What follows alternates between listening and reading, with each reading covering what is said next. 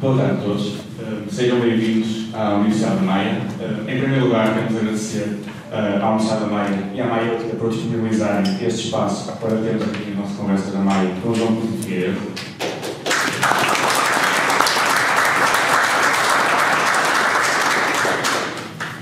Estamos no período de eleições europeias, como tal, é importante falar da Europa, e isto vai ser um desafio para o COTRI. Os nossos dois moderadores estão aqui com o intuito de fazer perguntas, algumas que eles consideram difíceis, e queremos obter respostas do nosso candidato, aquele que consideramos ser o melhor candidato às eleições europeias. Até eu começar a responder.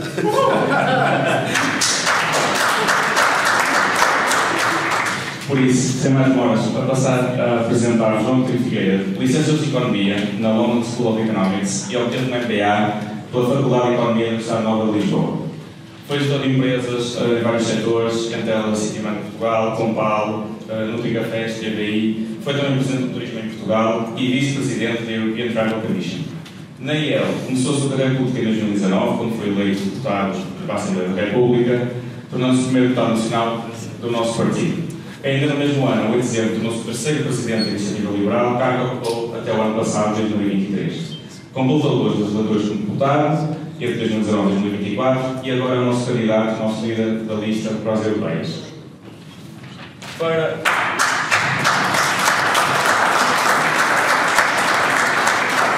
a moderar esta conversa, aqui à minha esquerda, Nuno Gomes, formação em automação industrial, atualmente é arquiteto de software, numa multinacional dos Países Baixos e é vogal do núcleo territorial da Maia. Ao seu lado esquerdo, António Fonseca, profissional liberal há 25 anos, como consultor técnico automóvel para seguradoras e clientes privados. Tem formação académica em relações públicas, aqui no ISMAI, e é o nosso coordenador do núcleo da Maia. Uma salva de palmas para o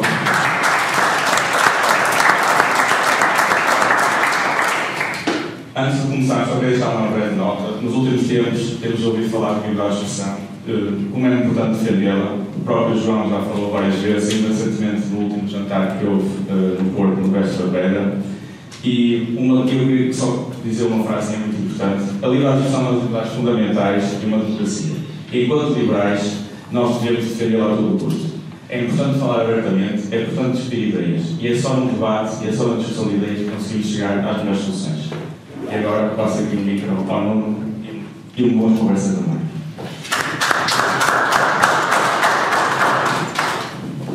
Obrigado, Nuno. Eu, antes de começar aqui a conversa com o João, vou só explicar aqui umas regras desta nossa conversa.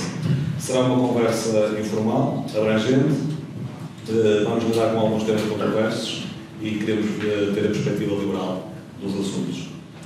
Vamos tentar gerir o tempo e as questões da melhor forma para que consigamos levar o nosso guião até ao fim e, se tivermos a oportunidade, daremos depois a hipótese ao público de colocar algumas questões. Muito obrigado.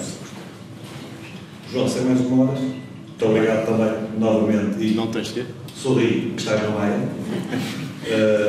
O mercado único da Europa tem sido um dos seus, tem um dos seus maiores sucessos, facilitando a livre circulação de pessoas, bens, serviços, trabalho e capital. No entanto, ainda enfrentamos fraturas internas associadas a cláusulas de exceção em alguns países e práticas protecionistas em outros. Quais são os próximos passos para proteger melhor o mercado único? Muito obrigado pela pergunta, mas muito obrigado sobretudo, Nuno e António, pelo convite. Obrigado também ao ISMAI e à Universidade da Maia por facilitar as relações e pela belíssima recepção. E obrigado a vocês por terem resolvido dedicar, quanto tempo temos? Uma hora e meia? Uma hora e meia a ouvir falar. Vamos falar de... Espera que se já não liguei isto. Estou? Eu não estou muito habituado a estas coisas. Obrigado. Portanto, se queres passar pelas 20 perguntas de 1h30? Vamos tentar. Vamos tentar. Então deixa-me fazer um introito que vale para boa parte das respostas, que é a noção de que a Iniciativa Liberal, como partido recente e altamente ideológico, tem permanentemente que fazer um exercício que é, se quer ser influente, tem que travar lutas e escolher lutas que trava com maior hipótese de ter resultado final positivo, marcante, influente. Ao mesmo tempo, tem que manter a sua matriz marcadamente ideológica, marcadamente liberal. Muitas vezes o purismo e o pragmatismo entram em confronto. E é por isso particularmente grato da minha parte ver que boa parte das perguntas que me têm feito em geral, e imagino que hoje também, têm sempre, e a primeira é um exemplo disso, uma certa componente de dilema. Põe em confronto os nossos princípios com a realidade, como é que podemos mudar a realidade ou melhorá-la ainda um pouco mais, sem comprometer nada daquilo que nos é mais próprio. Portanto, ao longo desta sessão, vocês vão perceber que nós estamos permanentemente neste equilíbrio. O que é que podemos fazer como liberais, mas fazer, não é só dizer. Ficar com o bem das ideias é inútil, ficar só pelas discussões sem ideias e sem convicções é perigoso. E nenhuma das duas acho que corresponde à matriz da Iniciativa Liberal. Posto isto, o mercado único de facto tem ainda muitas imperfeições. Daquilo que já existe, há uma série de diretivas que foram mal transpostas, pouco transpostas, com cláusulas de exceção, com aplicações desiguais entre os vários países. Reconhecemos isso tudo, mas reconhecemos uma coisa mais importante, é que aquilo que fez a Europa algo de válido, e é uma construção política extraordinária aquilo que foi feito nos últimos, eu diria que começou até antes da criação da comunidade do carvão e do aço nos anos 50, logo a seguir ao pós-guerra, esta noção de que os países têm que se unir, têm que criar interesses comuns para não voltar a haver guerra no espaço europeu, era uma loucura, era uma ideia completamente louca. E, no entanto, 80 anos depois, o que é que nós vemos?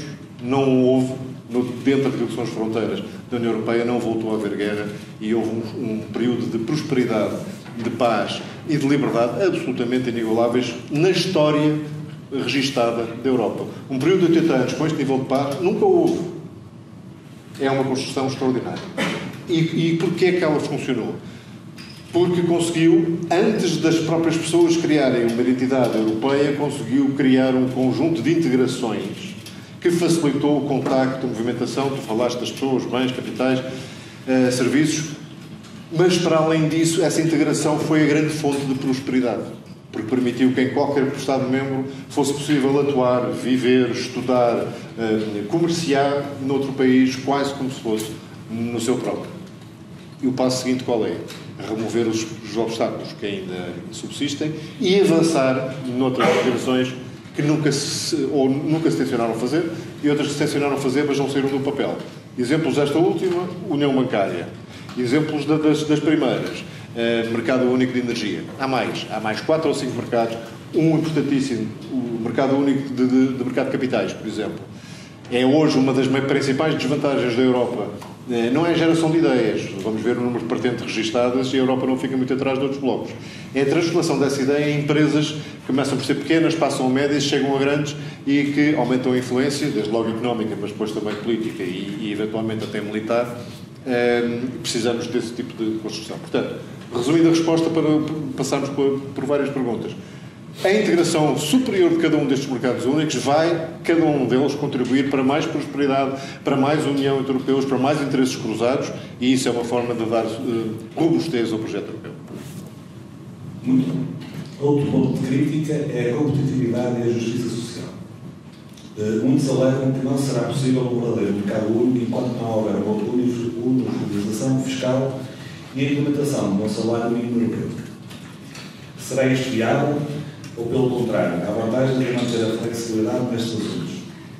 É viável, mas não é desejável, porque as construções políticas têm que partir de realidades culturais. Ou seja, não é possível unificar uma nação politicamente se tiverem subjacentes diferenças culturais, religiosas, étnicas, de língua suficientemente grandes, e não pensem que estes problemas são menores. A Bélgica hoje continua com problemas de unidade política porque há diferenças linguísticas de tal modo profundas que tornam isso difícil. Isto para dizer o quê?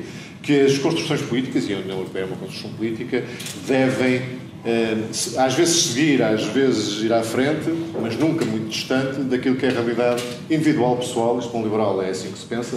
As pessoas têm que se relacionar umas com as outras, afetivamente, comercialmente, espiritualmente, linguisticamente, e depois dessa união, aquilo que eu costumo dizer, a força da União Europeia é a força da união dos europeus.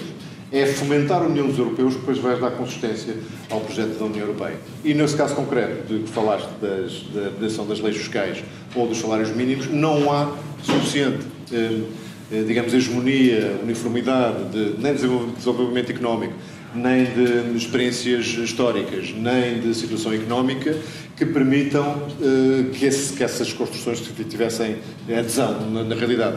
Nós preferimos que isto seja uma união de Estados soberanos, que prescindem, obviamente, de alguma da sua soberania para retirar o máximo benefício da União Europeia, mas não de coisas essenciais como o sistema fiscal, que deve ser competitivo e deve-se manter, especialmente para os países mais pequenos e mais pobres. É uma ferramenta essencial. E os salários mínimos, como vocês devem imaginar, representam coisas diferentes. Às vezes, mesmo dentro do próprio país, nós defendemos salários mínimos municipais, exatamente porque há diferenças regionais, imaginem, à escala nacional. Portanto, não é desejável. Um comentário, porque isto também deve ser um bocadinho pedagógico. O António, na pergunta, usou, penso que era a sexta palavra ou sexta expressão, uma coisa chamada justiça social. Nenhum de vocês se chocou. E porquê é que se deviam ter chocado? Porque os nossos inimigos vou-lhe chamar a Escola de Frankfurt, vocês veem porque é que a Escola de Frankfurt é um inimigo mortal das democracias liberais, diz pura e simplesmente que quem controla a linguagem controla a política.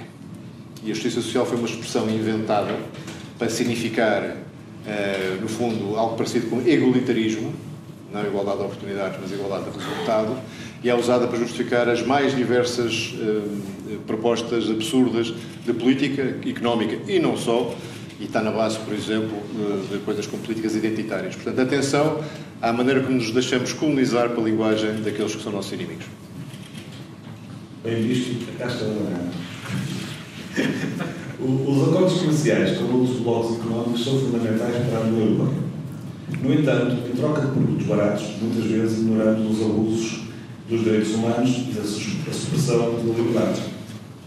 Assim, fortalecemos regimes que podem ameaçar a nossa própria liberdade no futuro. Como podemos combater essa dualidade? Faria sentido uma tarifa extra à importação que fosse inversamente proporcional ao índice da liberdade humana? Estava à espera. Estas perguntas põem dilemas difíceis. Convicção de um liberal. Comércio livre é fonte de prosperidade. É fonte também de liberdade. É uma das componentes da liberdade. Poder comprar e vender a quem eu quero. E aqui, segunda coisa, já não é uma convicção liberal, é um facto. Os principais penalizados, quem paga a imposição de tarifas, sanções ou outras condições, são os povos, não são os governos. Okay? Portanto, isto para enquadrar a resposta que é a seguinte: não. Se temos convicção de que o comércio livre é uma coisa boa, devemos mantê-la até que limite? Qual é a linha? Quando podemos começar a ser considerados ingênuos de estar a ceder a autonomia estratégica a Estados que querem minar, digamos, os princípios da democracia liberal. E essa realidade existe. Há Estados que utilizam o comércio livre, utilizam a dependência económica, utilizam o dumping, às vezes social, às vezes económico puro e duro, para minar democracias liberais e os valores ocidentais que nós também defendemos. E, portanto, aqui, essa linha obriga-nos a pensar naquilo que são setores que obrigam a autonomia estratégica, uma autonomia estratégica aberta. Que setores são esses? Energia. Obviamente, equipamento militar. Há algumas componentes da investigação farmacêutica. Há matérias de segurança absoluta que não podem nunca ficar... A Europa nunca pode ficar dependente de blocos terceiros que não têm os mesmos interesses geopolíticos do que nós. Mas é uma linha difícil de engolir para um liberal, ok? É isso que vocês querem que vocês percebam. O nosso mundo ideal é comerciar com toda a gente, porque quem beneficia com o comércio livre para a Europa, pode estar mais perto de se rebelar contra um governo autoritário nos seus sítios. Tem mais interesse em manter essa abertura. Portanto, nós temos esse documento mais numa altura, 2024, em que temos os grandes blocos económicos, quase todos mais protecionistas dos que já foram, e mesmo aqueles que já foram de livre comércio como os Estados Unidos, a tender para o proteccionismo, é uma oportunidade para a Europa, acreditando nas virtudes do comércio livre, voltar a usar essa convicção no comércio livre para ser o bloco mais competitivo, mesmo que isso tenha custo no curto prazo. Imaginem o que é poder comprar os melhores produtos, os melhores componentes ao melhor preço e poder vender também ao melhor preço em qualquer sítio, versus um bloco que está limitado onde compra e está limitado onde vende. No final, passado numa ótica de médio e longo prazo, quem é que ganha? Um liberal responde sempre quem é menos proteccionista, certo? Portanto, temos de ter a força dessa convicção e a coragem de saber pagar o custo de curto prazo, eventualmente, dessa opção. Então, agora um bocadinho para o tema da defesa. Com a segunda invasão da Ucrânia, a Europa enfrenta novamente a realidade da guerra. Apesar dos avisos dos países do leste e após alguma inércia, finalmente a União Europeia conheceu a necessidade imperativa de defender os valores europeus. No entanto, rapidamente se viu em dificuldade de suprir as necessidades materiais da Ucrânia, ficando esta dependente da ajuda americana. Não está na hora de estabelecer uma indústria de defesa comum, apoiada pela União Europeia, onde todos os Estados-membros têm que garantir um certo nível de produção militar? Joga com a resposta anterior. A autonomia no equipamento militar e no outro tipo de dispositivos de utilização militar é um dos componentes onde a estratégia conta alguma coisa. Mas eu diria que não se pode decidir propriamente ter uma indústria de defesa, deve-se criar as condições para que ela apareça. Parecem coisas parecidas, mas não são. O que está neste momento em discussão, e é o primeiro passo dessa estratégia, é aumentar o investimento em defesa. Mesmo nessa decisão, há aqui aspectos importantes a cautelar. Primeiro, quem é que coordena esse investimento? Não vão estar todos os Estados-membros da União Europeia a comprar a mesma coisa. Quem coordena o tipo de investimento, o calendário de investimentos. Segundo, em que arquitetura institucional é que esses dispositivos de equipamento e de pessoal são montados, treinados e destacados. A nossa opção é no pilar europeu da NATO, não através de estruturas militares próprias, muito menos exércitos europeus, mas aproveitar o know-how e a capacidade operacional e logística que já existe no Comando Supremo aliado da Europa para fazer esse investimento. E a instituição charneira já existe, precisa ser ligeiramente reformulada, chama-se Agência Europeia de Defesa. Portanto, havendo este investimento adicional, havendo esta estrutura institucional, havendo uma maior ligação, que nós gostávamos que fosse formal, entre a NATO e a União Europeia, portanto, dando seguimento a um acordo de 2002 do Berlin Plus, que ficou um bocadinho a meio, mas já prevê estruturas importantes de comando militar. Havendo isso, o dinheiro adicional deve contar para os 2% da NATO, evidentemente, mesmo que ele vá através da Agência Europeia para a Defesa, e porque fica ao dispor exatamente do tal pilar militar. E é depois a Agência Europeia de Defesa que tem a responsabilidade, como hoje já faz com candidaturas espontâneas de alguns projetos de investigação com uso militar, de garantir que os Estados-membros, nenhum deles fica, digamos, excluído daquilo que vai ser um fluxo de investimento importante, que depois redunda em postos de trabalho, redunda em melhores salários em alguns setores, redunda em investigação, em desenvolvimento que tem repercussões positivas. Isto não pode ser assimétrico.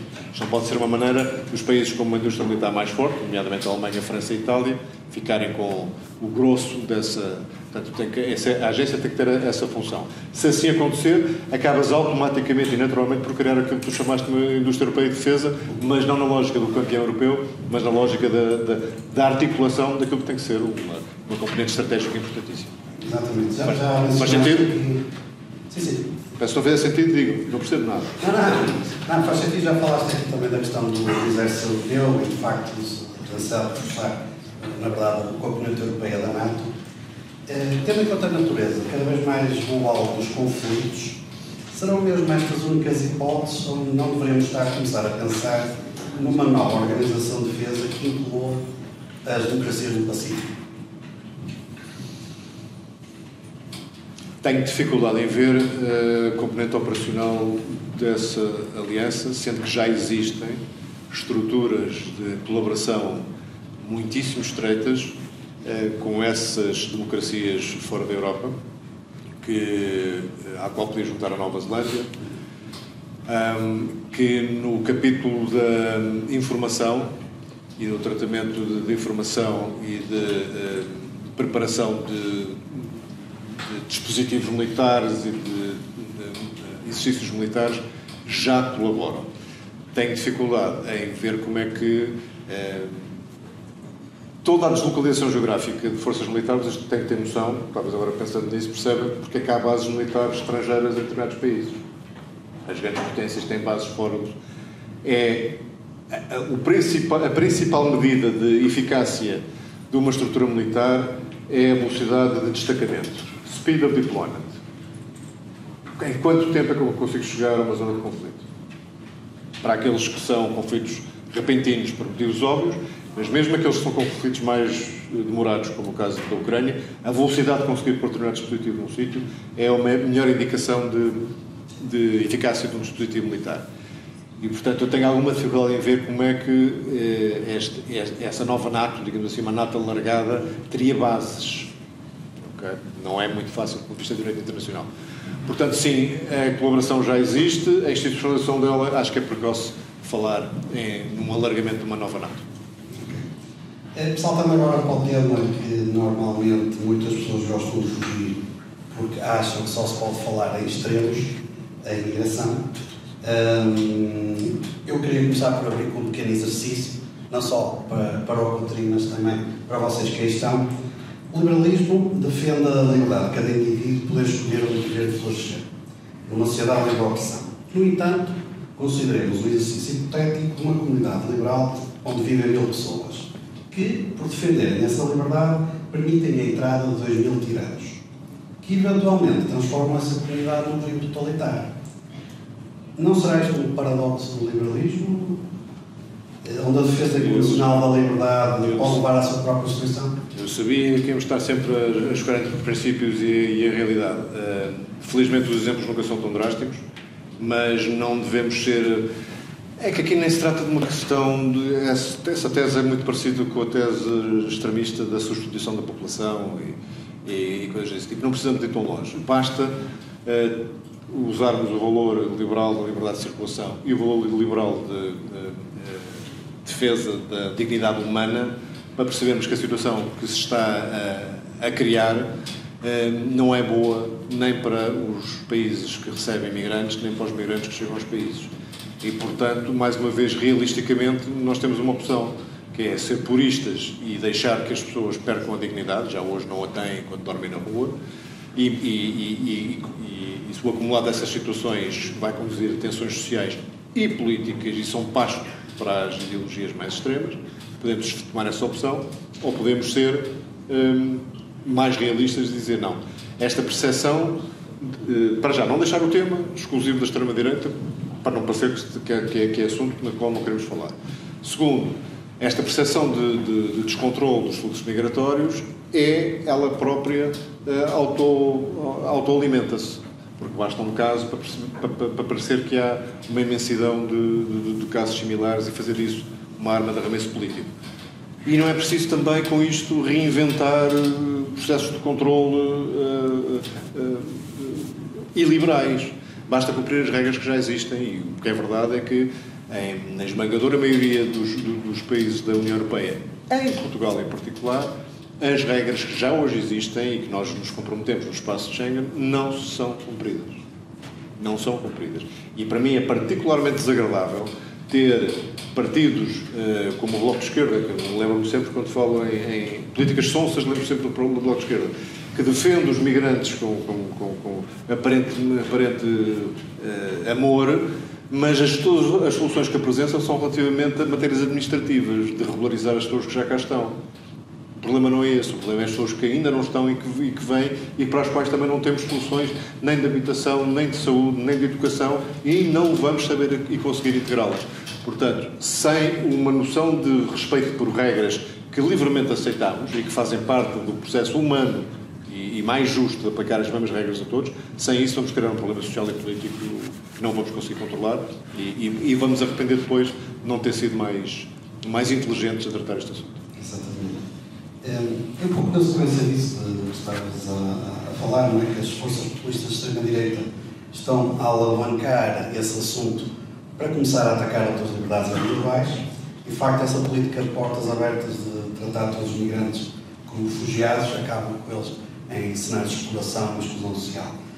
Consegue o liberalismo encontrar um meio termo ou há mesmo posições mais fortes que se tem que se tomar?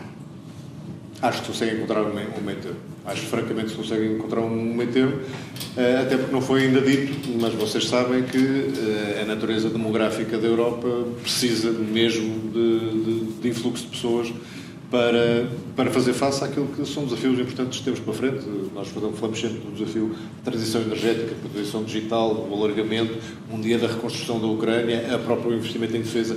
Tudo isto precisa de mais recursos e não só dos recursos que estão diretamente afetos ao som dos problemas, recursos gerais, porque estes problemas vão obrigar a redirecionamento de recursos financeiros e de capacidades humanas também.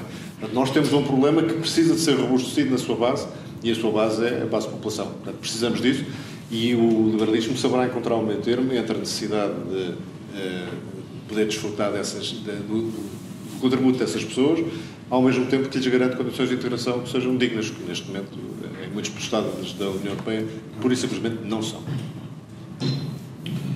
Muito bem. Agora vamos falar do Pacto Agrícola Comum. Política agrícola.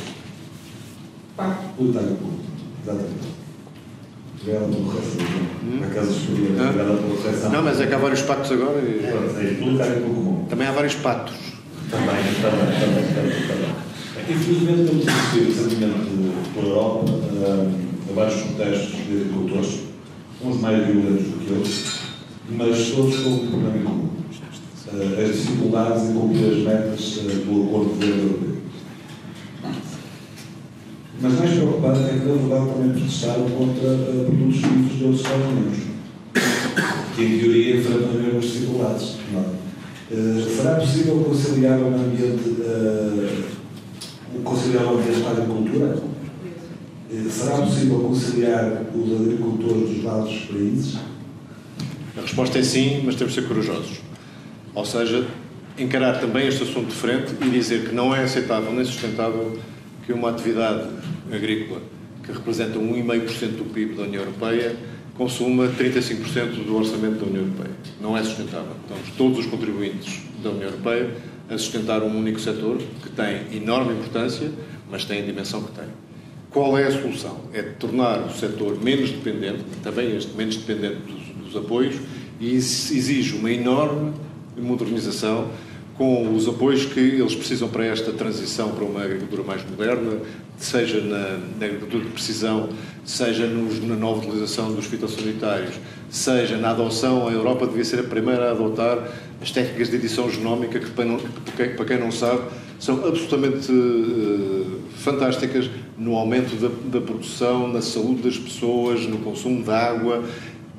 São vantagens múltiplas, mas como a palavra genómica e manipulação genética criou uma fama, alguma dela por alguma razão, devo dizer, a edição genómica, que não tem nada a ver com a manipulação genética, é uma técnica completamente diferente e muitíssimo mais precisa e muitíssimo mais útil.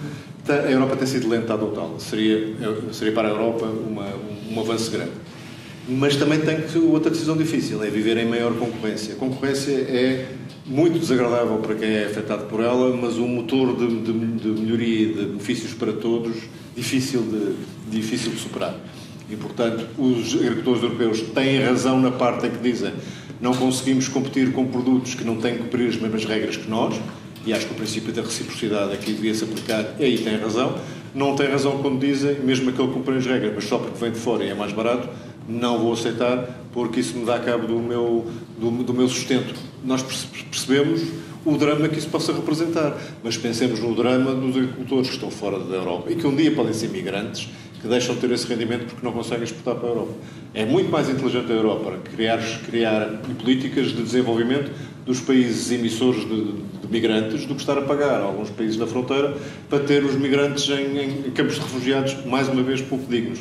Tudo isto precisa de coragem, Tudo isto precisa de visão clara e de dizer é estrategicamente fundamental que o setor da agricultura, que tem, para além da função económica que eu falei há pouco, tem funções ambientais, tem funções até culturais importantes, e no caso português, sem agricultura teríamos um abandono do interior que causaria dano enorme, até coisas como incêndios, não é? Portanto, tudo isso é verdade, mas não podemos continuar a manter um nível de apoio a uma atividade que deve ela própria procurar modernizar-se. E viram que foi uma resposta particularmente mais longa, porque eu tive de tocar em vários aspectos, para não dizer que é uma atividade que está condenada no espaço europeu, porque não está. Basta pensar no que é que vai acontecer na União Europeia, quando, espero eu, não daqui a muitos anos, consiga incluir no seu seio a Ucrânia, que é só o maior produtor mundial de cereais. Foste dar a volta para explicar as coisas e se calhar também já respondi outras coisas. Se calhar já respondeste em parte então salta. o que eu ia falar a seguir, mas para dar um enquadramento eu vou dizer, não é? Ao longo das décadas muitas queixas ouviram acerca do alcance excessivo da PAC e muitos produtos alimentares foram deitados à rua em protesto. Por outro lado, parece também haver na União Europeia um gasto excessivo de fundos na PAC, mas já andaste aqui a ponto. Terá mesmo a União Europeia ido longe demais ou é mesmo fundamental para uma economia sustentável? Eu acho que já respondi ao grosso, mas agora vou pegar do outro lado, que é, de facto, a União Europeia foi longe demais, porque nesta busca que toda a gente concorda pelo crescimento sustentável, eu acho que se tem vindo a dar cada vez mais importância ao sustentável e cada vez menos importância ao crescimento. E, de facto, há um conjunto de regras que começam, mais uma vez, também por influência doutrinária, cultural e ideológica das correntes que querem fazer do fundamentalismo ambiental uma regra, e porque isso interessa politicamente, começámos a fazer uma coisa que é altamente perigosa, que é achar que os danos que são reais das alterações climáticas e que se refletem na qualidade de vida das pessoas, e até na saúde das pessoas, e até na longevidade das pessoas, é a única coisa que nos pode causar dano. Quando toda a gente hoje consegue facilmente perceber, e há estudos já feitos sobre essa matéria, que a pobreza também é fonte de falta de qualidade de vida, óbvio, também é fonte de mais doença, ou certamente menos tratamento da doença, e também é fonte de perda de longevidade. E, portanto, as duas coisas são más. Empobrecer para salvar o planeta é mau. Manter este nível de riqueza e de produção, estragando o planeta, também é mau. Há um cruzamento, e a essência da política é encontrar esses equilíbrios no cruzamento. Até onde é que devemos ir no esforço para adaptar os nossos modelos económicos, sem prejudicar as pessoas mais do que prejudicariam, por exemplo, as alterações climáticas. Isto é a essência da política, e eu acho que já citei isto, não sei em que contexto.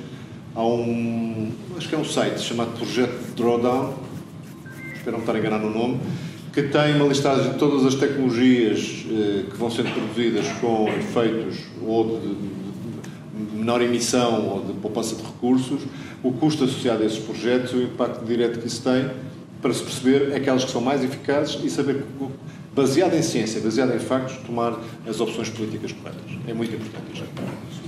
Até porque há interesses políticos em que isto não seja assim. Não seja, aí também não sejamos ingênuos. Não é por coincidência, cada vez que há uma manifestação a favor do combate às alterações climáticas e de eco ou qualquer coisa, aparecem sempre 2, 3, 10 cartazes a dizer abaixo o capitalismo.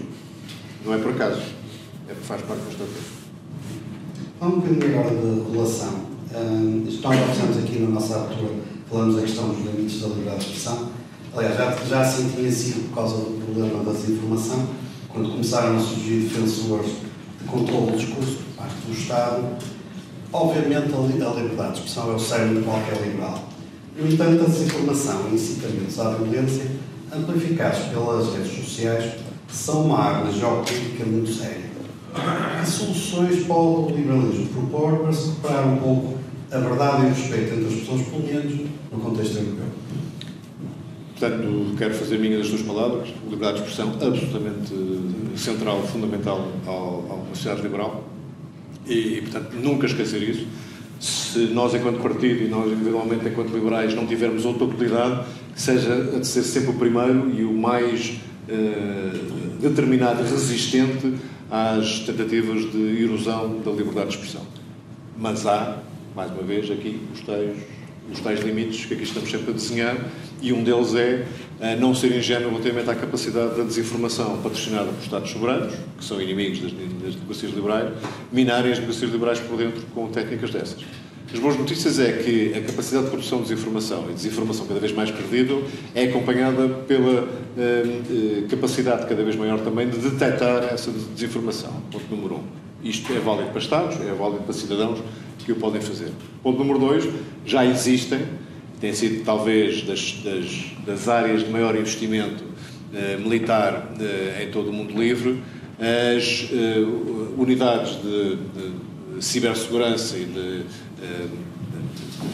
vou-lhe chamar ciberguerra, não gosto muito do nome, mas portanto de estar presente na cibersfera, a perceber aquilo que está a acontecer e a conseguir detectar a tempo e evitar que essas tentativas de destabilização tenham sucesso.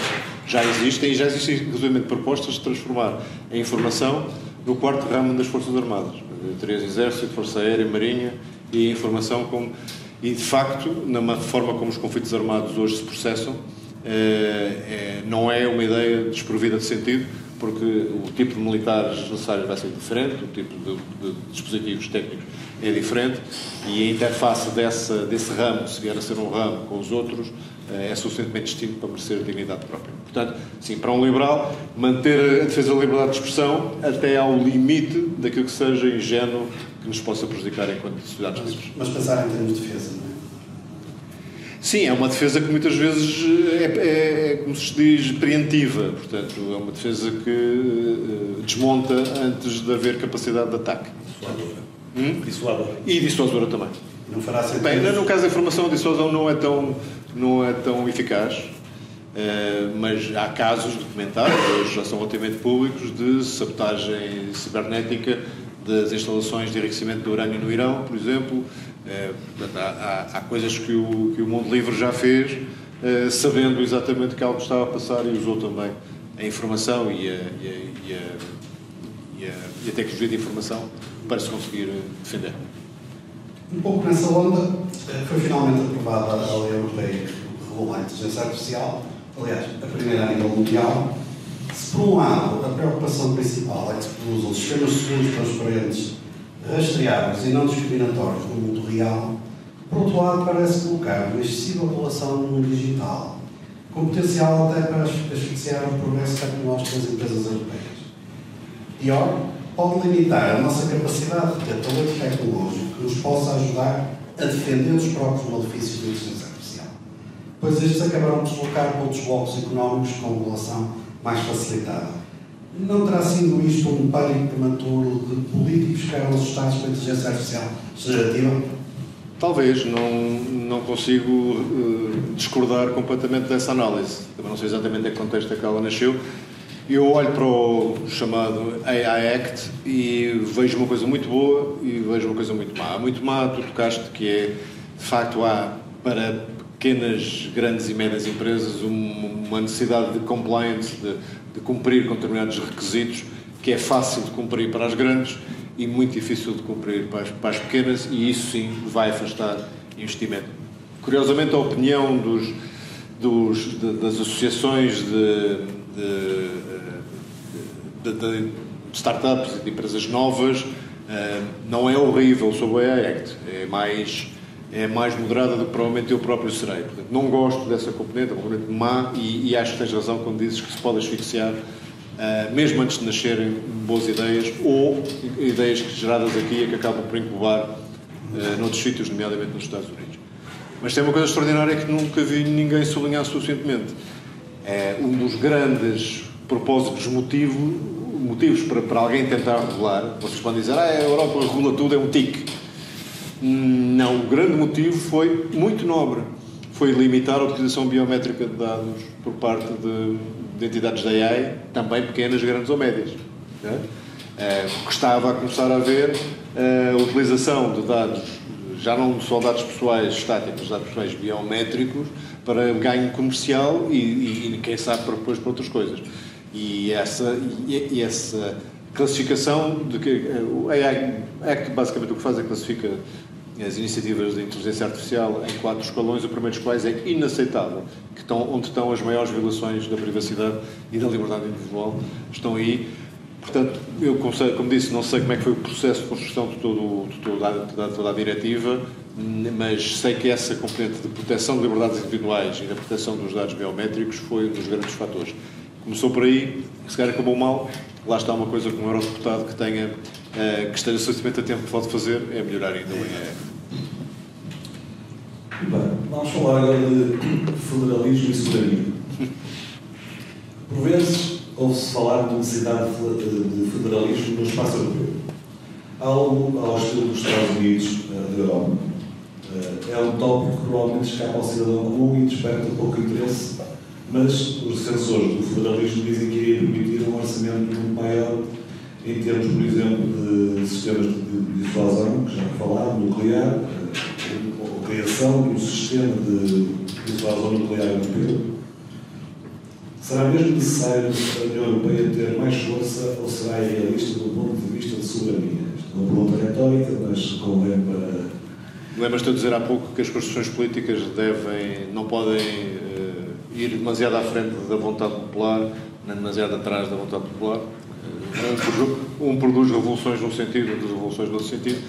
E o federalismo, que eu não estou de acordo que seja uma coisa pouco discutida, hoje é menos, mas aqui há 10 anos era a discussão sobre a Europa, se devia ser mais federal ou não. A nossa opinião contra o Brasil é que não deve ser mais federal, porque isso é uma cessão de soberania e independência de cada Estado-membro tal que lá está, ainda não é aquilo que as pessoas querem, não há imunidade política suficiente dos Estados-membros e os cidadãos do Estado-membro para justificar isso.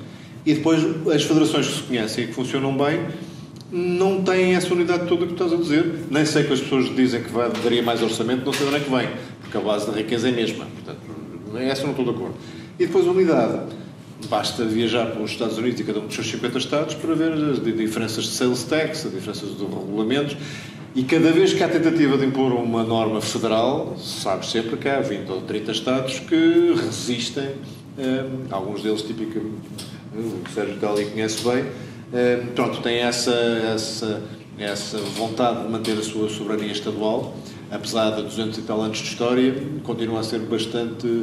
Há uma noção de individual bastante grande dos seus Estados. Não vejo vantagem nenhuma no federalismo e, portanto, a Europa... Aquilo que precisa de fazer e aquilo que não tem feito e que precisava de ter feito não é por não ter uma estrutura mais federal do que temos. É, como eu disse na primeira resposta, por não ter, em alguns dos setores mais importantes, uma integração tão grande, que é diferente. Tu teres a possibilidade de, porque adotaste os mesmos standards, tens as mesmas regras, coisas tão simples como nós não queremos sistemas fiscais harmonizados, respondemos há bocado, mas eu gostava que a determinação do lucro tributável, por exemplo, correspondesse aos mesmos critérios contabilísticos em todos os países da União. Isto não é uma perda de soberania, penso que estejamos de acordo, não é? Já existem standards de contabilidade internacionais, é só transformar isso nos mesmos standards de determinação fiscal. É? E isso permitia a qualquer empresa que se expandisse para fora do seu estado de origem, não ter que aprender 27 códigos fiscais diferentes. Da mesma maneira, uma empresa que está a começar e que quer angariar capital, não precisar de ir a 27 notários com 27 vezes 8 vezes papéis diferentes para formalizar aumentos de capital e recolhas de investidores. Muito bem. Eu vou lançar aqui uma pergunta. Estamos a ficar... Vais saltar? Vou avançar. Saltar não, vou avançar. Eu vou falar de um tema também atual. Com a guerra da Ucrânia, houve necessidade da União Europeia de tomar decisões rapidamente. No entanto, e ainda vai acontecer um cavalo de Troia chamado OTAN. Conseguiu ser imbecil o suficiente e até gerou o episódio caricato de ter sido convidado a sair do Conselho Europeu para se poder aprovar um pacto de ajuda. Não está na altura de acabar com os critérios de unanimidade das decisões que, junto com este estilo de democracia, limitam a capacidade de intervenção da União Europeia? Eu acho que é mais ou menos evidente, olhando para a realidade e para episódios recentes, quando digo recentes, dos últimos 5, 6, 7 anos, que a 27 e ainda mais a 32 ou a 34, a arquitetura atual da União Europeia não lhe permite ser tão rápida e tão efetiva, nomeadamente em decisões de política externa ou reações a crises de outro tipo, de forma a ser efetiva e a gerar nos seus cidadãos aquela sensação de que a União Europeia existe e nos ajuda e reage a tempo e reage eficazmente. E, portanto, embora possa custar tu cederes o direito de veto, também não me parece muito liberal se queres que te diga tu achares que estás numa união onde tiras benefícios, onde entraste livremente, mas depois sentes no direito de, eventualmente sozinho, limitar uma decisão de um grupo de pessoas onde estás em minoria. Parece-me até, nesse sentido, resumir isto quase como uma votação relativamente pouco democrático. É algo que preferimos todos que não tivéssemos que considerar, já que toda a gente estivesse de acordo, mas não vai acontecer. Os Estados têm, apesar do longo tempo de existência da União, interesses diferentes e podem ter, de facto, interesses estratégicos diferentes. E, portanto, não, há decisões para as quais temos que migrar para o sistema da chamada votação por maioria qualificada, com salvaguardas que já existem da chamada soberania. Se forem matérias que digam respeito à soberania de algum Estado por algum motivo específico, isso pode ser listado, e há tratados que já tentaram fazer essa distinção e funciona. Portanto, há matérias onde, sim, mantém-se aquilo que se pode chamar o direito de veto, não se aplica maioria qualificada ou aplica-se com salvaguardas de soberania, e isso acho que é uma solução equilibrada. Falando um bocadinho agora de juventude e conhecimento, dado que estamos aqui na Universidade da Maia, para todos os efeitos, a Iniciativa Liberal é um coletivo que se identifica bastante com os problemas da juventude. Recentemente reparei uma estatística da Comissão Europeia onde indica que apenas metade dos países da União Europeia a idade mínima para ser candidato ao Parlamento Europeu aos 8 anos. Na verdade, na outra metade é 21 anos ou mais. Não se devia dar uma igualdade de oportunidade aos jovens no espaço europeu? Está alguém a tentar limitar a vontade reformista do Parlamento? Estás-me a dar uma novidade, eu não sabia que havia tantos países ainda com a idade mínima de candidatura a 21. Olha, 25 anos. Mas no mais 25, se calhar os gregos não estão suficientemente maduros. Pronto, fiz uma piada que já vai criar um incidente diplomático. Não consta que os... não sei. Vou voltar aos princípios que aqui nos ajudam sempre. Por isso é que fiz aquele introito. O princípio é que tu deves ceder a soberania naqueles temas em que há verdadeira vantagem em fazê-lo, porque há um ganho não só para ti, mas para o conjunto dos países com que estás, neste caso, a juntar numa União Europeia. E por isso somos tão inflexíveis relativamente a dizer não ao exército europeu, não à harmonização fiscal, coisas que se devem manter na soberania dos Estados-membros. Forçar harmonizações, por exemplo, desse tema, e tu estás a falar do tema da idade de candidatura, quando há bastantes divergências, por exemplo, em relação ainda à idade de exercício de voto. Até. Há países que têm idades diferentes para votar e há países onde o voto é obrigatório e outros não é. Portanto, tens diferenças várias nos direitos cívicos, que é disso que se trata, o direito de se candidatar, o direito de votar, ou o direito de não votar também. Eu não gastaria, digamos, os créditos da União Europeia para esse assunto em específico, para obrigar uma harmonização de regras. Sendo certo que é uma discussão que, se for tida durante tempo suficiente e com abertura suficiente, não tenho dúvida que se harmoniza por natureza. Mas é um espaço onde eu não gastaria aquilo que se possa chamar a força opressiva da União para forçar uma harmonização. Um dos grandes problemas que afeta a juventude a nível europeu está relacionado com o desemprego jovem, principalmente nos países do sul da Europa. O liberalismo apresenta alguns conceitos, como a livre circulação de ideias e o mercado laboral mais flexível. De que forma estas e outras ideias podem ajudar a combater esta tendência na União Europeia? Já me fizeram essa pergunta agora aqui há uns dias e a resposta é, para mim, mais ou menos óbvia, e são duas. O crescimento económico, portanto, o crescimento económico baseado em conhecimento, que é aquilo que nós defendemos e aquilo que a Europa se pode especializar, favorece especialmente os jovens. Portanto, não vamos fazer IRS só para jovens, não vamos fazer discriminar por causa da idade, vamos construir uma sociedade onde, por natureza, e até pelas qualificações e as competências que são necessárias para aquele tipo de crescimento, os jovens mereciam, talvez até desproporcionadamente, mas porque sim, não porque alguém o impõe.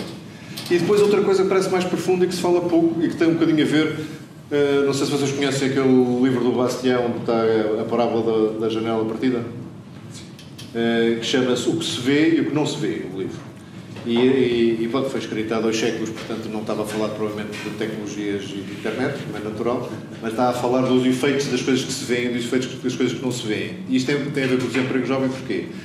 Porque é absolutamente inacreditável o impacto negativo que tem nas oportunidades para os jovens a defesa aparentemente virtuosa do direito dos que já têm direitos, dos que já têm emprego, dos que já têm habitação, dos que já têm reforma. É virtuoso e é difícil dizer que essas pessoas não merecem o que têm e o que já têm, mas quando se defendem, ou quando o sindicato defende sobretudo quem já tem emprego, ou quando o sistema de segurança social atribui pensões aos que estão hoje em dia já a recebê-las, muito superiores àquelas dos que vão vir a seguir, o impacto que isso está a ter naquilo que ainda não se vê, daquilo que ainda não nasceu, daquilo que ainda não tem direitos, é brutal e, outra vez a dizer, é injusto. O Scott Galloway tem há pouco tempo uma intervenção numa TED Talk em que diz que está-se a assistir à maior transferência de riqueza entre gerações jamais na existência humana. E é uma transferência de riqueza entre aqueles que estão na vida ativa e aqueles que já estão no fim ou após a sua vida ativa. Para quem quer deixar um mundo melhor do que encontrou, não é um bom caminho. E, portanto, um liberal, se aplicar não só a defesa dos direitos de todos, que já os têm e aqueles que podem vir a usufruí-los, e criar um sistema de crescimento económico, vai certamente beneficiar a resolução do problema do desemprego jovem tão rapidamente quanto qualquer outra solução.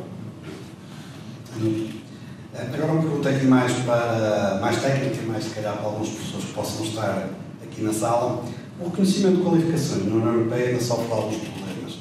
Apesar do reconhecimento mútuo automático de diplomas e períodos de aprendizagem nos Estados-membros já ter sido recomendado há algum tempo, continuam a ser criadas barreiras a uma verdadeira mobilidade na União Europeia. Como se posiciona o liberalismo na questão de partilha de conhecimento a nível europeu? Primeira coisa que ficámos muito satisfeitos com o relatório Letta, publicado no mês passado, pretende acrescentar a um mercado único. O relatório era sobre a saúde do mercado único, e aqui identificava muitos problemas que há bocado falávamos, mas pretende acrescentar um 5º pilar, para além de pessoas, bens, serviços e capitais, um 5º pilar, que é o pilar do conhecimento. O conhecimento existe um mercado único do conhecimento. Significa que o conhecimento flua livremente no espaço europeu, os conhecimentos científicos gerados nas instituições de investigação possam ser disponibilizados facilmente a qualquer uns através de patentes mais facilmente partilháveis e utilizáveis, outros até mesmo em freeware. Esse é um aspecto importante que politicamente está a ganhar tração. Mas também não é só isso que nos vai fazer... Desculpa, o fim da pergunta era... Do reconhecimento mútuo automático dos diplomas e dos períodos até de aprendizagem. Houve uma evolução grande na Europa relativamente ao reconhecimento automático. Há aqui pessoas ligadas ao mundo académico que poderão até saber mais pormenores do que eu sobre isso. O sistema ECTS de compensação de reconhecimento de créditos em ensino superior resultou de entendimentos tutelados pela União Europeia, mas sobretudo elaborados e estimulados por associações e alianças de universidades mais conhecidas no espaço europeu. Já há créditos que podes ir obter. Bolonha não funcionaria, por exemplo, o sistema de Bolonha sem essa troca de créditos, e já funciona em boa parte, pelo menos nas licenciaturas e dos mestrados mais tradicionais. Em Portugal, as estatísticas indicam que há 82% dos créditos obtidos em Portugal que são reconhecidos lá fora. Ainda há um trabalho, portanto, a fazer, mas não estamos longe de estar no zero. Eu acho é que nós temos que pensar isto um bocadinho mais à frente. O ensino superior não vai poder continuar a ser igual ao que é hoje, e não podemos continuar também a ignorar o ensino profissional, que cada vez mais devia ter importância na Europa, e sobretudo se estamos a querer, por exemplo, acolher pessoas que não vão ter nunca ensino superior, mas têm muita vantagem em ser qualificadas. Portanto, o reconhecimento de qualificações a nível profissional, nunca houve esse esforço destas alianças entre instituições de ensino, é a batalha seguinte. e deve ser tutelado, ajudado, facilitado pela União Europeia, mas eu gostava que partisse essencialmente das instituições de ensino que têm interesse em partilhar alunos, em partilhar qualificações, em partilhar até métodos pedagógicos. Em relação a isso, também uma coisa interessante que está no nosso manifesto e que mais ninguém está a propor é que haja uma espécie de extensão do Erasmus ao primeiro emprego de estágios, ou seja, que seja possível na primeira vez, ou nos primeiros 12 meses, quando se começa a vida profissional, poder ter esse primeiro emprego num Estado-membro e haver uma fórmula de avaliação da qualidade do estágio que seja reconhecida também. Portanto, o paralelo é este. E depois também temos outra, que é um fetiche meu pessoal, é fazer a mesma coisa Erasmus para funcionários públicos. Vocês riem-se porque não só tem graça, mas como seria muito útil alguém de uma repartição que funcione mal num país poder passar 6 meses numa repartição do mesmo setor que funcione bem noutro país. E imaginem, para já a proximidade de cidadania que isso trazia e depois o disseminado de boas práticas que isso podia trazer também. Isso já existe. Isso já existe. Partilha de... Embora o número de vagas reduzidíssimo. Quantas são? Penso que 6. 6 por ano? Quem é que gera isso? Não sei dizer. Mas sei, por exemplo, que no ensino superior, os funcionários não docentes já podem... Olha, obrigado pela informação. Portanto, é generalizar isso. Eu acho que se fizermos isso... Erasmus IES, se não me engano. Erasmus IES, isso vai ser para os funcionários das universidades. Das universidades, o outro não tem. Ficas encarregue de arranjar um bom nome para os funcionários públicos. Talvez isso é no guichê ao lado, Erasmus. Finalmente, uma última questão, e provavelmente a mais importante, se bem que acaba sempre por ser redundante em todas estas discussões, mas é importante tentarmos trazê-la aqui. O meu problema que afeta aos jovens, um pouco todo o espaço europeu, é a questão da habitação. As dificuldades em se estabelecerem de forma digna atrasam o seu crescimento. Pode a União Europeia trazer soluções globais ou estão os jovens condenados à falta de visão e competências dos governos nacionais? Como é uma competência sobretudo nacional, não vou responder que é seguro, estão condenados, mas é uma responsabilidade dos governos nacionais e a Iniciativa Liberal tem sido muito clara em relação ao diagnóstico que faz de que há responsabilidades dos decisores políticos numa queda brutal da oferta de construção de habitação. Desde a lei dos solos, à demora dos licenciamentos, à sobrecarga fiscal sobre a construção, há uma enorme responsabilidade no facto de termos passado de níveis de construção de 100 mil habitações por ano em média na década anterior para cerca de 20 mil na atual. É uma queda brutal que só podia ter efeito nos preços. Mas mesmo que tivéssemos conseguido manter o aumento dos preços da habitação controlado, continuamos com o problema mais de fundo, que é níveis salariais. O salário médio de um português dificilmente comporta a possibilidade de assumir responsabilidades financeiras no crédito à habitação. Portanto, mesmo assim, teríamos esse problema. A responsabilidade da União Europeia qual é? É de não impedir soluções dos Estados-membros que possam ser virtuosas, nomeadamente a aceleração, ou, por exemplo, não dificultar a reclassificação em IVA de alguns materiais de construção, que às vezes acontece que não se pode mudar da lista anexa ao código do IVA determinadas matérias, porque isso não esbarra numa norma qualquer. Portanto, facilitar as decisões de ordenamento de território que os municípios deviam tomar para que os solos urbanizáveis e a recuperação de imóveis fosse mais rápida, mais simples e mais barata. E, sobretudo, deixar que em qualquer dos programas que são apoiados pela União Europeia, não sei se vocês têm noção, durante décadas, qualquer construção, mesmo construções industriais, tinha enorme dificuldade em ser apoiada. Eu penso que inicialmente isso tinha a ver com abusos que eventualmente tivesse sido feito, mas isso também conduziu a uma espécie de viés contra a construção. A construção em si nunca foi apoiada, nunca, mas conduziu a uma situação onde o desequilíbrio é tão grande que eu acho que, se queremos acelerar a solução, a União Europeia devia, e já o fez no PRR, instituir programas específicos para a promoção da construção, que na nossa perspectiva deve ser essencialmente em parceria pública-privada, mas se autarquias quiserem fazê-lo, por exemplo, na habitação social, relativamente aos imóveis ou aos terrenos que já têm, que são seus, força. Neste momento precisamos de rapidamente inverter a situação. Agora, não ponham essa responsabilidade na Europa e, sobretudo, não achem que porem a habitação na Carta Europeia dos Direitos Fundamentais resolve seja o que for. Quer dizer, é quase gozar para as pessoas que estão com esse problema e com as gerações que estão com esse problema. Se pôr num papel fosse suficiente, já está na Carta dos Direitos Sociais, já está. E mesmo no ordenamento português, já está na nossa Constituição, só desde 1976. Não me parece que tenha impedido que tenhamos chegado a esta situação tão dramática. Bem, João, fechamos aqui a nossa conversa. Já passou uma hora e meia? Ainda não. Vai passar agora a parte mais difícil. Vamos passar a palavra ao... É mais divertida também. E só pedir, quem quiser fazer umas questões, que fosse conciso, fosse direto, para permitir o máximo de... E que se dirigisse aqui abaixo ao microfone, que infelizmente não é móvel. Ou então, se calhar, projetar bem a voz. Se calhar. Força. Eu sou. Projeta a voz. Eu acho que consigo projetar a voz, que eu sou docente. Portanto, É isso. Ok, o meu nome é Miguel Provença, sou docente aqui na Universidade da Maia, no IP Maia. Olá, Miguel. E sou um dos primeiros membros da Iniciativa Liberal. Acho que ainda estavam a decidir se ia ser azul bebê ou azul celeste, mas infelizmente qual dos azuis é que foi, mas foi nessa altura.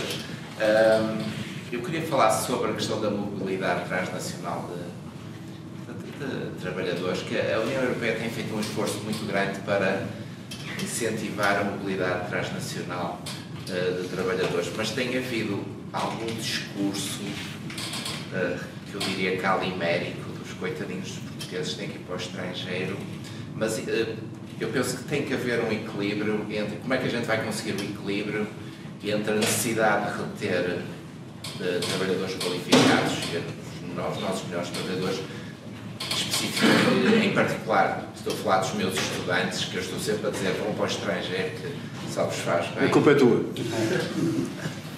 Eles arranjam facilmente, são estudantes de informática, eles arranjam facilmente emprego aqui na Maia, porque ainda somos um bocadinho provinciados, eles ainda querem ficar perto da madrinha e do padrinho e tal. E dá um bocadinho essa visão.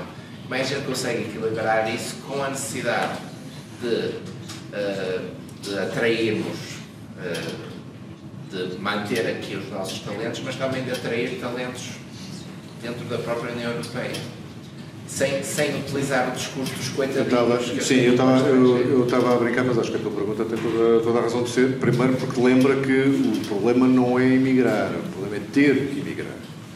Porque a imigração por opção, especialmente se um dia voltarem, voltam com uma experiência fantástica e é enriquecedora para eles e para o país. Nada contra.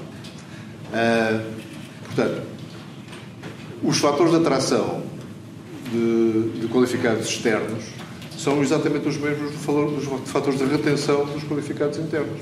O problema é o mesmo. E se não estamos a conseguir reter os nossos, não vamos conseguir atrair os de fora. E isto em Portugal é evidente hoje e eu já tenho profetizado que vai ser evidente na Europa não daqui a muitos anos.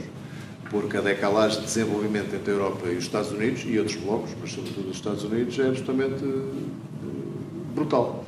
Nos últimos 15 anos perdemos 40 pontos de PIB relativo entre estávamos à frente dos Estados Unidos por 15, estamos atrás por 25. E isto numa população que na Europa já é superior nos Estados Unidos por uns milhões de valentes e, portanto, o PIB per capita está a tornar-se tão diferente que daqui a pouco tempo, há bocado falávamos das possibilidades de financiamento na Europa, são menores, os salários são cada vez menores, em comparação com outros blocos, vamos ter este problema a nível europeu também. E é por isso é que é essencial, sabendo que isto vem aí e vendo o comboio aproximar-se, não ficar parado no meio da linha e voltar a dar ao crescimento económico a prioridade que ele sempre devia ter tido e nunca devia ter deixado de ter, sobretudo a favor da construção de um Estado Social que nos alegra e às vezes orgulha a todos, mas que não é sustentável se não continuarmos a crescer. Sobretudo se não for em troco também de uma sustentabilidade ambiental, que nos preocupa a todos, mas, como eu dizia há bocado, se nos empobrecer, também não vai chegar a tempo para fazer essa correção. Portanto, são escolhas políticas importantes, mas que derivam de convicções ideológicas que também têm que ser fundas. Se nós queremos mesmo ter o Estado Social e o modelo social europeu do qual nos orgulhamos, se queremos mesmo ter um planeta sustentável e um continente que possamos deixar em boas condições para quem vier a seguir, se queremos mesmo conseguir defender-nos a nós próprios, se queremos mesmo fazer estas transições digitais com a velocidade que elas precisam de ser feitas, tudo isto custa dinheiro e tudo isto exige cérebros devidamente equipados. No caminho que estamos a levar, não vamos ter nenhuma coisa nem outra.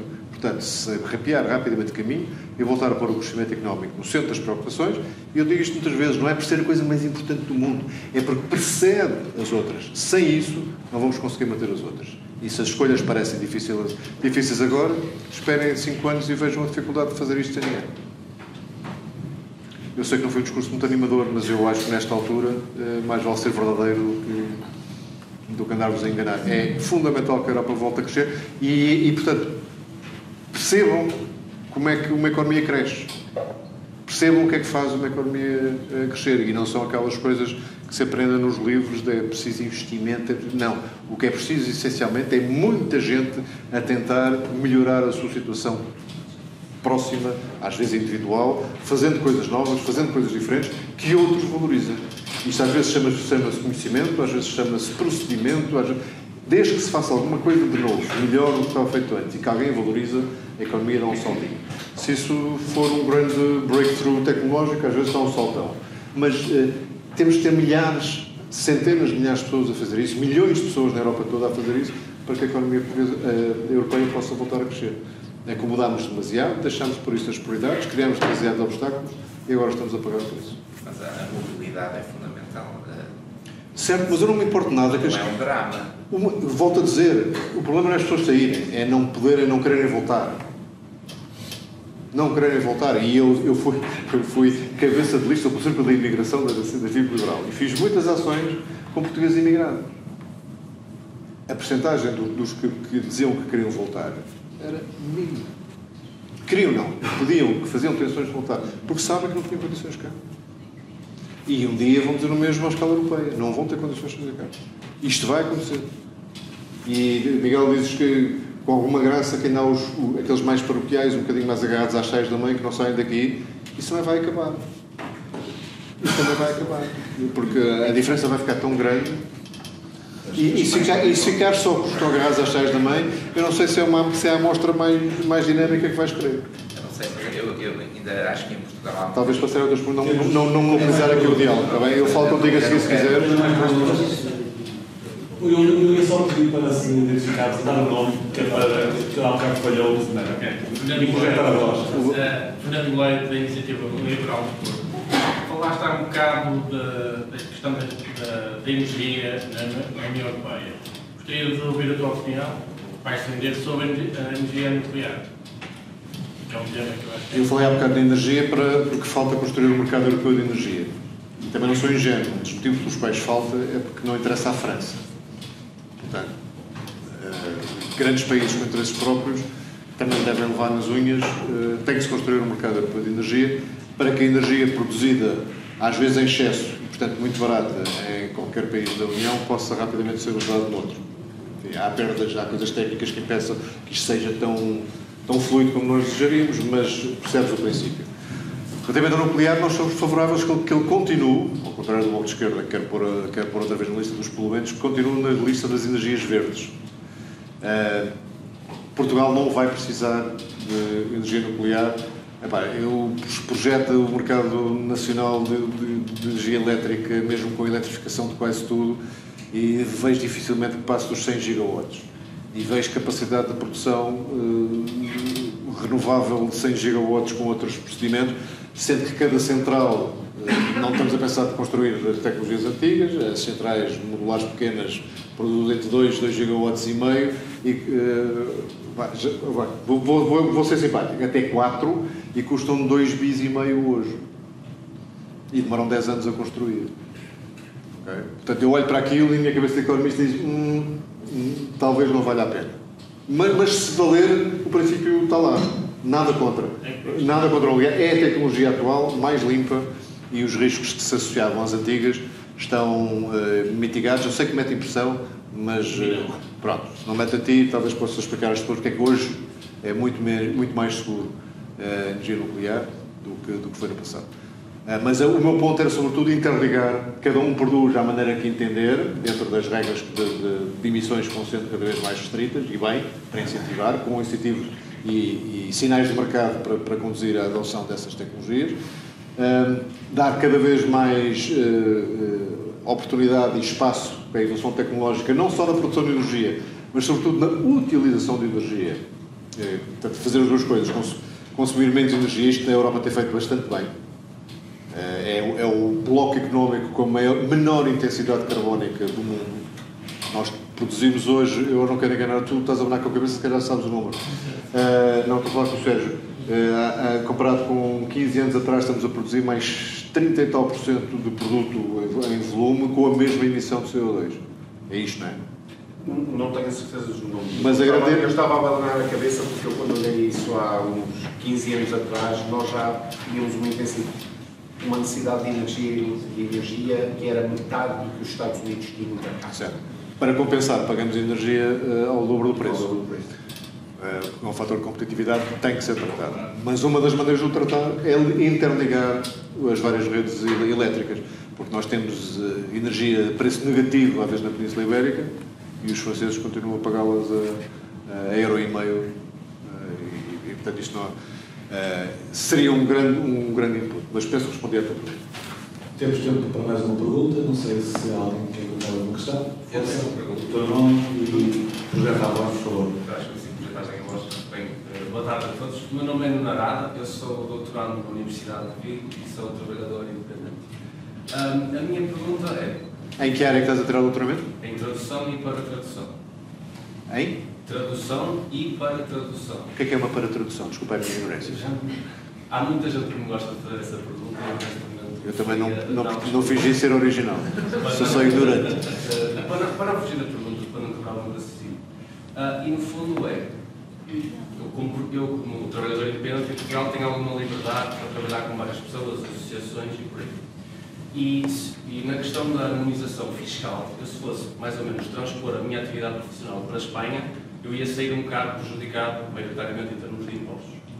A minha pergunta é, o que é que o Rodrigo pretende fazer no Parlamento Europeu para defender os interesses dos trabalhadores independentes para que não fiquem, não vou dizer à mercê do Estado, não é? Mas para que possam desenvolver a sua atividade. Neste caso, a minha é qualificada, mas eu acredito que o trabalhador não precisa apenas trabalhar na sua área, pode trabalhar em mais áreas ao longo da vida e essas áreas não precisam de ser qualificadas. E, no fundo, tudo isso para haver, num certo sentido, um aumento da produtividade dos trabalhadores e também gerar riqueza e conhecimento. Sim, mas, sobretudo, aumenta a liberdade de poder exercer a tua atividade de todo lado. Nós já apresentámos várias vezes, e só uma ou duas é que foram aprovadas, propostas aqui para igualar o tratamento dos liberais, dos profissionais liberais, talvez porque gostamos da designação porque realmente há injustiças, desde logo nas retenções do IRS. Cai, eu não conheço o sistema fiscal espanhol nem por menor, não sei como é que eles fazem lá, cai, é um exagero as retenções, têm menos direitos depois em caso de doença, de desemprego, há uma série de tratamentos que parecem querer penalizar de propósito os profissionais liberais. Temos estado atentos. A primeira igualização e harmonização que queremos é que os profissionais liberais sejam considerados como qualquer outro profissional para todos estes direitos que eu descrevi. E depois falas da possibilidade de fazer isso noutros Estados-membros da União com a mesma facilidade. Já respondi há bocado que eu não acho que os Estados devam ter todos o mesmo sistema fiscal. Portanto, o que tu podes fazer é pensar qual é a forma de tu exerceres essa atividade que mais te interessa do ponto de vista fiscal, sendo que em Espanha te penalizam, aqui penalizam menos, que é a primeira vez que eu ouço que Portugal é fiscalmente competitivo, mas há certamente casos desses. Mas se calhar se estivesses na Irlanda até era menos, se não te compensa ter uma empresa que preste serviços, ainda que em nome individual, cross-border, e que possas fazer isso. Tu olhas para os ordenamentos fiscais e escolhes a melhor maneira de o fazer. Um eurodeputado, perguntas tu, que é uma maneira de me responsabilizar e acho que fazes muito bem. E, infelizmente, eu tenho que fazer uma resposta que é um bocadinho pussy. Que é, os eurodeputados não têm iniciativa legislativa. contrário daqui, eu posso pegar uma caneta e dizer isto é o projeto de lei que eu gostava de ver aprovado e faço pela vida e tento convencer pessoas. No Parlamento Europeu isso não existe.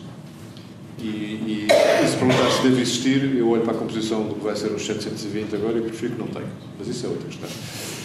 Mas pode fazer emendas e propor emendas a outras coisas que venham, sobretudo da Comissão e uma outra do Conselho Europeu, mas sobretudo da Comissão. A Comissão toma prioridades políticas em função do colégio de comissários que é sujeito a alguma influência dos grupos parlamentares, mas não tanta também como seria aqui.